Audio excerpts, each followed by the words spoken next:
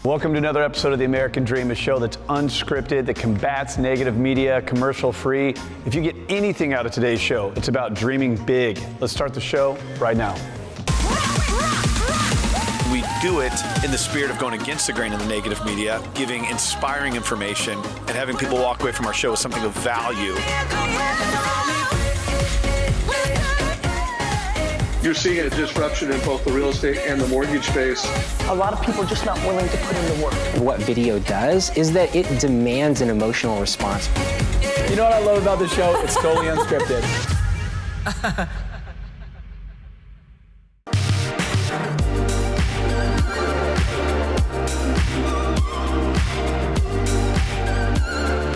So we talk about this show, The American Dream. A big piece of it is how it's a mindset, not a circumstance. I don't know if there's anyone who better illustrates it than a guy named Grant Cardone. Grant Cardone is a guy who came from nothing. He's built a successful empire that sells books, products, coaching. Overall, just a very inspirational guy. So we're here in Miami and we're sitting in a bank. Now, what you don't know is the bank, actually all this commercial space, Grant just bought it. So we're gonna go meet Grant, we're gonna walk around, show his company culture, get to know his story a little bit better, and then we're gonna go visit his private jet. So this should be a lot of fun. Let's go ahead and let's check this out. Follow me.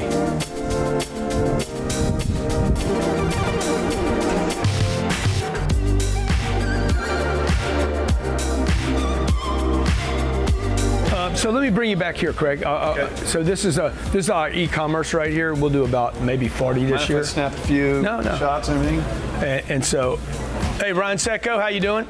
Amazing. He's a pilot and works in the real estate. He's moved from phones to pilot to we're going to raise $1 billion in cash for real estate deals. So we bought this building and we're blowing out all the way to that side. I need all the room in it. Yeah, what's going on, guys? What's going on? Hey, so this is the boiler room right here, okay? These guys are making phone calls all day long, cold calls, warm calls, and follow-up calls. Hey, guys, say hi to Craig, will you?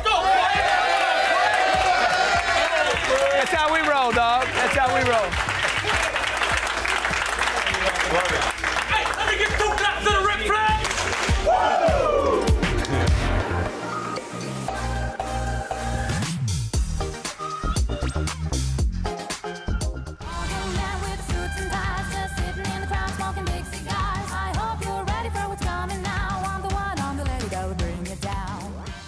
I'm Kara Kay with The American Dream. I get to meet with Ryan Serhant of $1 Million Listing. It's an exclusive interview and it's one you won't want to miss.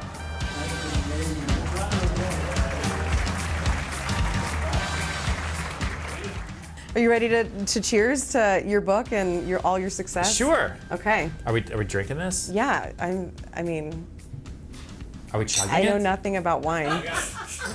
I'm Kara Kay, and today I get to speak with Ryan Serhant. He is here in San Diego promoting his book. We are excited to read it. You do so well in real estate, and you know the power of media and TV.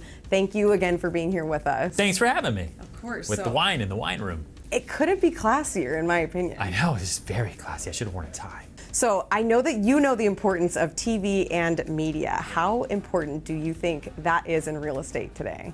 I think media is incredibly important in all businesses. I think any business that does anything for marketing in any way, shape, or form is now a media company. I mean, if you're a real estate brokerage like I am in New York City, we don't build the apartments, we don't build the buildings. We're not really real estate brokers, we're media brokers, right? I find different ways to market my properties via media. And so for me, television has been huge, and now we do a lot through the digital space, right? You can see that a lot of networks are going digital. I have a YouTube vlog now, just to try to hit a different viewer base. It's really important. Sure, I think you, of all people, know the importance of getting exposure to listings, which is why you've gotten into TV and media. Now talk about the transition into how important it is to be social as well as on TV. Yeah, I think that if you're a salesperson, right, which is what the book is for, is anybody who sells anything, you're really selling yourself, right?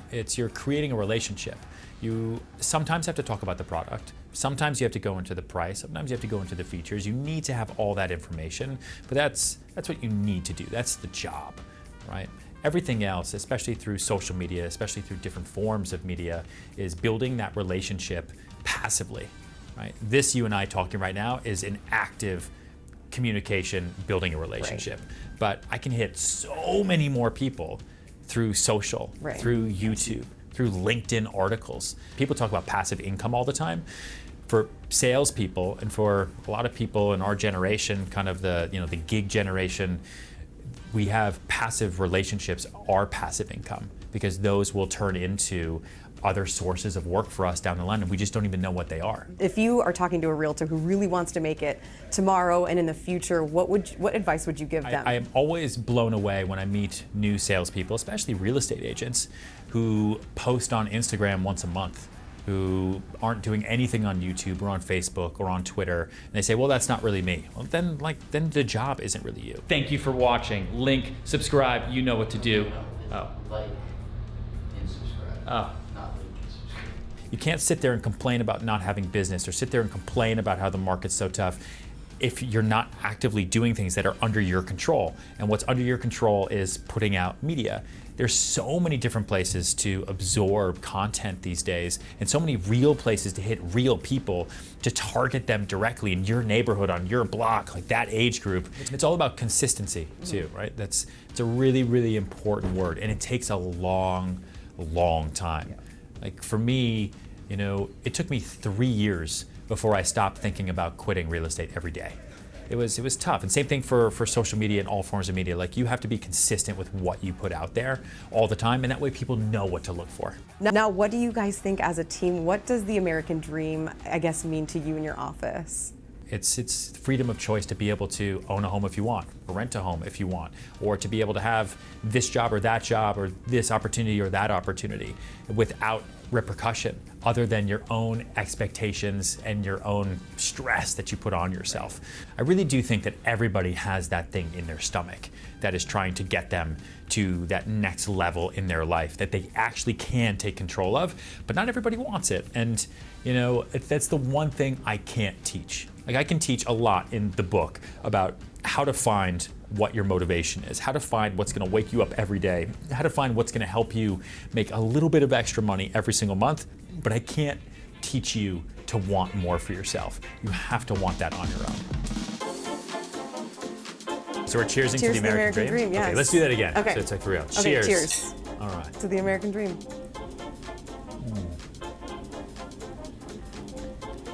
Am I supposed to drink more? No. Okay. How did we do? I am infamously terrible at alcohol.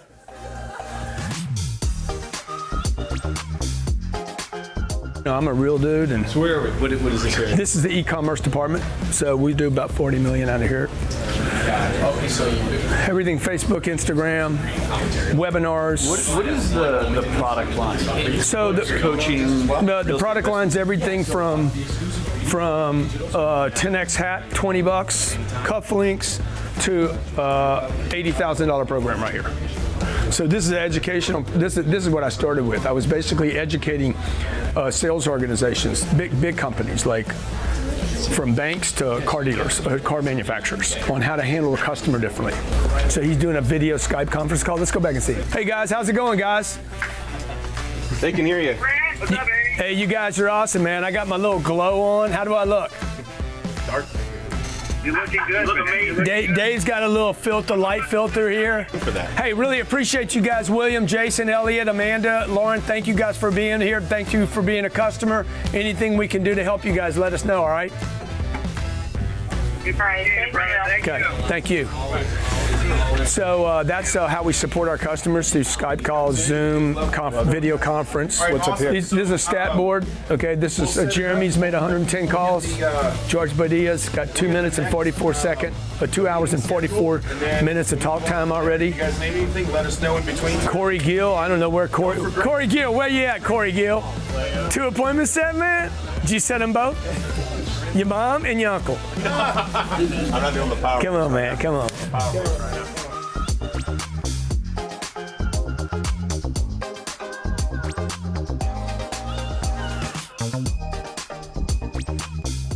Welcome back to The American Dream. Today we're here with Delinda Crampton, the team leader of the Crampton team with Berkshire Hathaway, and her special guest, Jonathan Ullman, the CEO and president of the Mob Museum.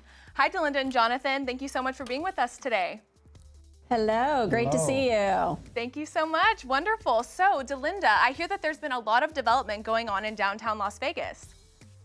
Absolutely. You know, from the high rises to new restaurants and bars and shops, and also the now famous Mob Museum.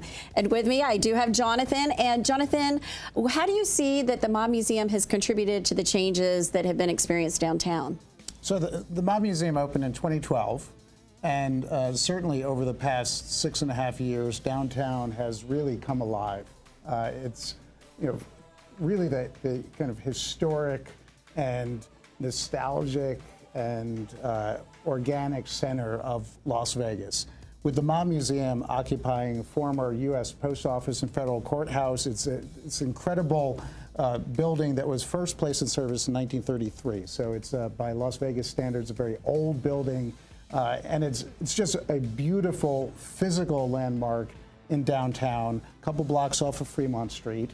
And now, as you know, we've taken this really old building and we've filled it with these modern exhibits, interactives, original video, artifacts that take people back in time and tell the story of organized crime and law enforcement from the turn of the 20th century into modern day. And it's an incredible guest experience. We draw people from all around the world, really. It's been not just every state in the country, but 35 different countries. That's awesome. The attendance continues to climb. We do more than 360,000 guests a year. Many of those guests are not staying in downtown. And the economic impact on downtown Las Vegas has been really tremendous. Yeah, great location. We're definitely known for the Mob, and how cool to be in such a historic building. Now, what are you finding? Well, I know that in just 4 short years, out of thousands and thousands of museums across the country, you were already in the top 20. What is it that people are loving so much about the museum? People love the museum for its authenticity. I mean, it's really kind of the grit and of these stories about mobsters, and we take people back in time. We can connect them to different events that took place. So, for example, the St. Valentine's Day Massacre, which is a very famous event that happened in 1929, Al Capone's gang versus Bugs Moran's gang. And we have the wall from the warehouse where that took place. We have all of the ballistics evidence from that event. People can actually get right up to it. They can take their pictures in front of it. They can learn these stories. And as they go through the museum, it really puts you into these different points in time. So our open city space, which brings people back to the vintage Vegas era. So you get, it's 1950s, 1960s, and you can kind of feel it. You can feel and see in those cases. Get the vibe. Yeah, the objects that take people back to those old casinos and the music. And it's such an immersive experience for the guests. Yeah, sounds like a great interactive experience. And I have to know, on a personal level, what is your favorite thing at the museum?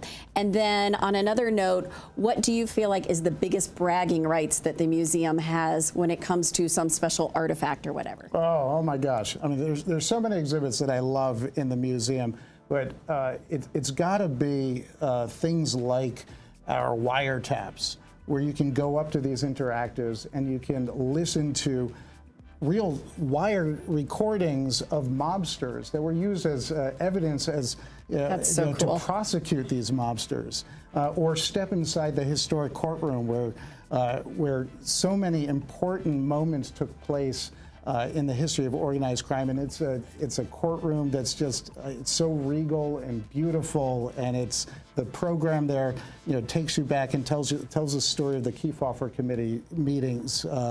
Hearings that took place in 1950. And I was thinking, that's a courtroom our former mayor, Oscar Goodman, knows so well. Yeah, he tried his first case against in defending a mobster in that very courtroom. So it's so many things have happened in that building. But I have to say, one of the things that I'm most excited about, we just this past year opened our Underground, which is a Prohibition era exhibition space where we tell the story of Prohibition. It was so important. Organized crime made, these criminals made so much money during that time period. It enabled them to spread out across the country. But we explore this period not just from a criminal perspective and law enforcement perspective, but also from a cultural perspective. And you can go into the speakeasy exhibit area that's an actual working speakeasy. And adjacent to that, we tell the story of how the booze got to these illicit places, and on a distillery side, where we actually make our own moonshine right on site. And where's my sample? Well, you got to come on You're down. You slacking come here. down. Every guest gets a sample of moonshine. All right, I need to make it down soon, huh? Jonathan, that all sounds amazing. Delinda, so speaking of bragging rights, I hear you have an amazing new listing. Yes, it is a fabulous new listing. It's a single story up in the Northwest. It's over 3,600 square feet, and it was built by an associate with Marnell Construction. So you know the quality is there. It's a custom home, and the kitchen is truly a gourmet kitchen. It even has a butcher block island, and you have a very resort-like master suite, and then the backyard is just to die for. You've got the pool and spa, fire pit, built-in barbecue. There is even a very nice sized koi pond with a waterfall coming down into it. And then if you've got the toys, you've got RV parking, boat parking. So it's really a great house, and it's listed at $700,000. Wow, well that sounds so amazing. Thank you so much for sharing with us today. Delinda and Jonathan, that's all the time we have. I hope you have a great rest of your day. Thank you for joining us. Thank you, great to be here. Thank you. Thank you for joining us on The American Dream. Stay tuned for more. We've got some fresh new young talent doing some things that I know you haven't heard before. 1, 2, 3, listen.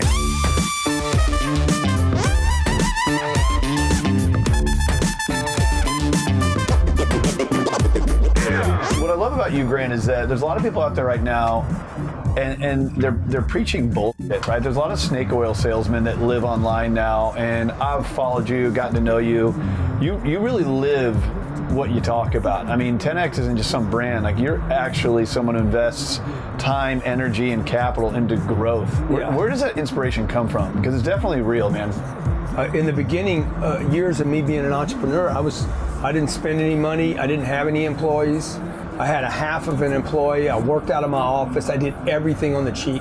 What year was this? This is, late 90s. Okay. Even for the first 20 years, though, of my career, like if you go back and look at what I was doing, I was a speaker and a consultant on how to grow a business, but I didn't have a business. Okay. And I hated it.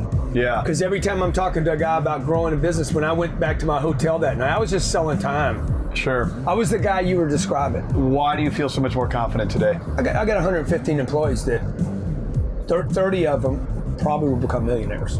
Wow. I'm not Facebook. I'm not Amazon. Like, I'm not doing this on the backs of Wall Street. This is now I'm orchestrating a business. This has all happened in the last 8 or 9 years. Incredible. Yeah. When you take the lid off of, that's why I'm so passionate about what I talk about. Because when you take the lid off of this idea that you're going to work from home, that's so popular today. Yeah. You're going to be a consultant or an advertiser or a marketer from your bedroom, and you're going to make millions of dollars. It doesn't matter. You're still not going to be a business. The online world creates so much opportunity, but there's also so much phoniness to it, right? And I'm in the middle of writing a book right now called American Dream 2.0, and it's talking about the digital age, connectivity, but you can't ignore work ethic and real relationships and building social capital. And I think if you can bring those worlds together, it's probably the greatest opportunity in the history of mankind. I mean, look at you left San Diego to come to Miami to build your business out. You can't. You got to get here. You can't do everything on Facebook and Instagram. There's still got to be somebody putting time and energy and resources at risk. I really admire that about what you guys are doing with American Dream. Well, and think about that term, the American Dream. A lot of people say it's dead, right? Yeah. And the moment you stop dreaming, I think, is the moment that you're dead.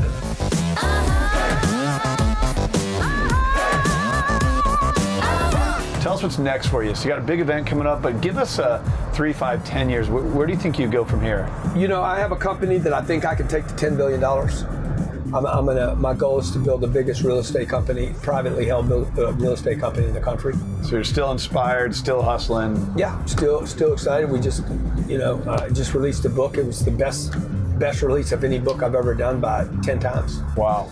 And so we're excited about a lot of stuff. I want to make the people that either partner with me or work with me to be, to do as well as I'm doing, if that's possible. And I think it is. We're really inspiring people, man. As I was driving over here, we're posting, doing the social media thing too, and I can't tell you how many messages I'm getting from people telling me to thank you. Oh, dude, that's awesome. Yeah, so I hope you get that on the day-to-day, but I just want to share that with you. Yeah. Appreciate you having us out here. It's been a lot of fun. Appreciate you, okay? We'll take it up in the air next time. Yeah, let's do it.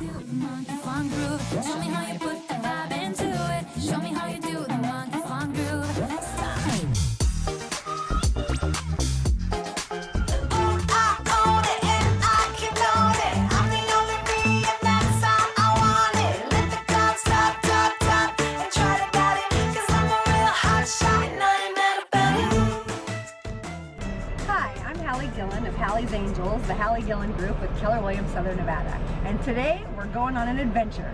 I have two of my dear friends, Kari and Lisha Schneider, that are coming into town just to look at some property that I finally found for them. It's perfect. It's a townhouse community inside of the most luxurious address we have in Las Vegas, McDonald Highlands. It's called The View.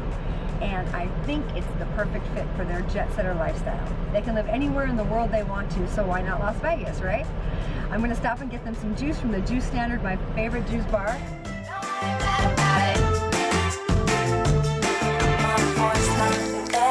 Greg, how are you? Good, how are you?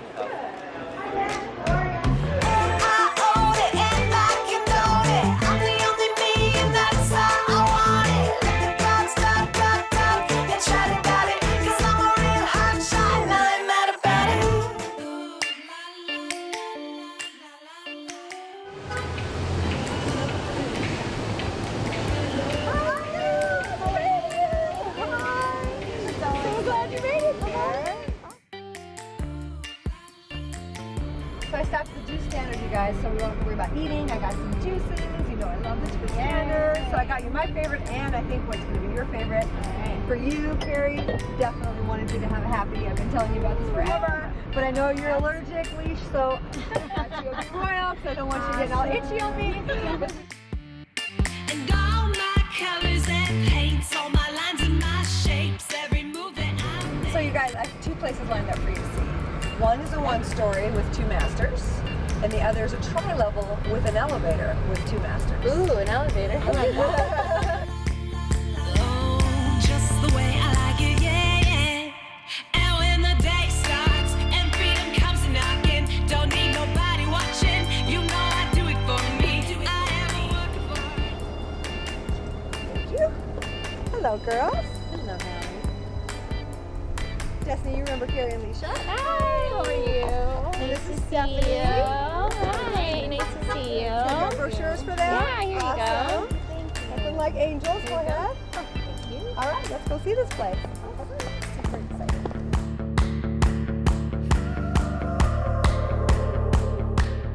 Now this is Yvette. Welcome, ladies. Come on in. Nice to meet you. Nice to meet you, Kari. And Lisha, you know Stephanie and Yes. Nice seeing you again. Well, ladies, I'm happy you stopped by to see the view. And I'm going to tell you why we're called the View. You come out this way.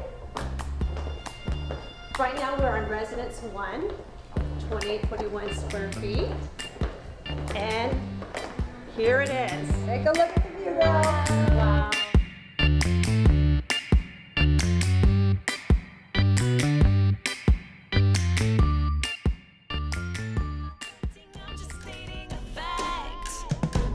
Your world, I'll knock you flat on your back. When I'm broke, I'm really good boy. When I'm bad, I'm better. This is great. The way it's set Yeah, up. travel parties here like crazy. Yeah. And don't forget the wine locker. Oh, yeah. I think you guys can do some damage on this. All right, let's go to the master. I'm shaking tail and taking names on the side. Honey, do whatever you want. This is Riley, our new angel. Hi, ladies. I got tired of waiting and I had to show you guys the view. Hi, little the view. I love it. Isn't it I'm awesome? living the dream in here.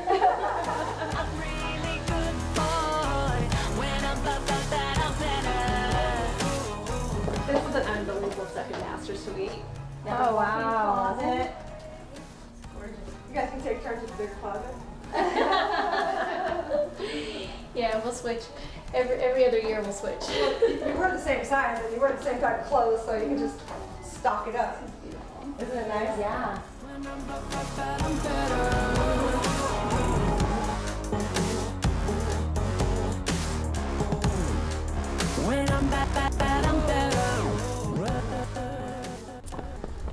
So right now we're walking into Residence 3 with Penthouse. A little bit about this model. This model can go anywhere from 2,600 square feet all the way to 4,000 square feet.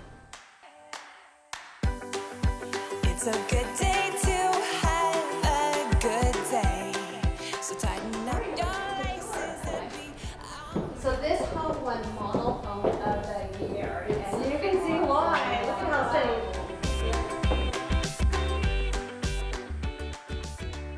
Call our multi-level some modern brownstone. They give you all the benefits of a custom home without all the maintenance and yard work. So you've got a custom home kitchen. You're not missing anything except having to mow yards or worry about garbage.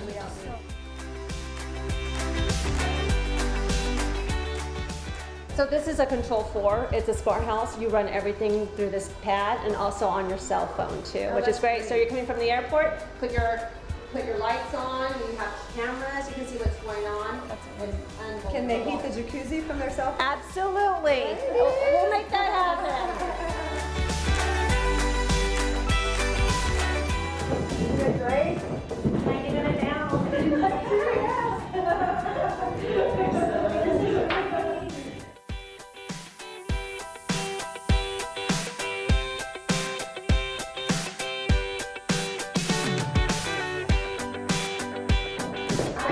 Like this. So this space is flexible. You don't have to change it into another master because there's plenty of bedrooms. But if you did choose to have it like this, imagine the parties you could throw here. I don't know which one we would want. They're both amazing. Well, we got to decide somehow. Well, while the twins are making their decision between the one-story and the tri-level, go to our social media and let us know what you think. Would you rather have the one-story? Would you rather have the tri-level? I'm feeling the elevator myself, but hey, we're done here. That's a wrap. Back to you in the studio. I just wanna go home, where everybody knows me home, and I make all my memories. So that's all for today's episode of The American Dream. Look, the American Dream is about overcoming adversity or dreaming big. Hope you enjoyed today's show, always combating negative media. Don't forget you can follow us on social media. See you next week.